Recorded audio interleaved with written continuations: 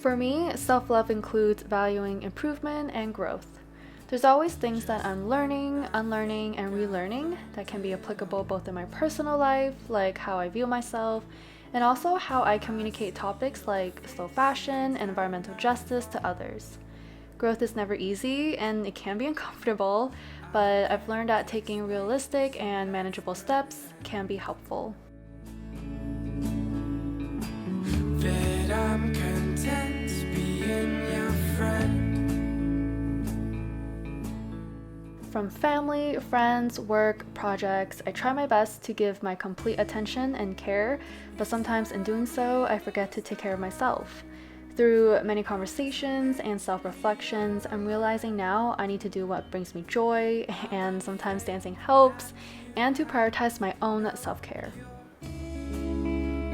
Just distractions to keep me. Let me just say this. Life's too short to give a fuck about other people's opinions. Like I mentioned earlier, I value improvement and growth, so I'm always open to constructive feedback. However, if it's a petty or toxic comment on looks or things I have no control over, then honestly, it's just a complete waste of my time. At the moment, I'm learning more and more to live my life and just do what makes me happy. That feeling is the same when your name shows on my cell screen. For the past year, I've been dealing with anxiety and imposter syndrome. There were many moments where I felt like I shouldn't speak up, that my ideas weren't good, or that my work wasn't great. And even when there were moments that were worth celebrating, I didn't feel like it was worth celebrating. Sometimes I still struggle with seeking validation for my work because it can be hard to tell if it's good work, but I'm learning from past experiences that what I have to offer is worthy and that I'm worthy. Pull me on for one more death. They say there's nothing like your first. Do you know that Bob's Burger episode where Tammy and Jocelyn called Tina quirky, which made her feel insecure about herself? It's kind of me with the word weird. Throughout my life, there were people who'd call me weird, but I never really understood what they meant.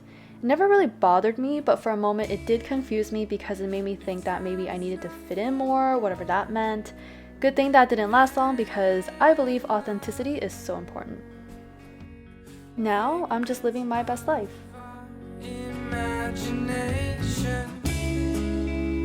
I don't think it's true. Sometimes I get caught up in wanting to do or learn a bunch of things, but when I fall short on that, I'd be disappointed and upset.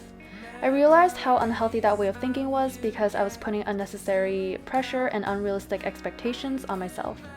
What I've been doing more is to acknowledge that I'm doing the best I can and to celebrate the small wins to keep me motivated.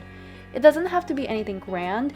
Even finishing tasks that I struggled with is worth feeling proud over. It was clean.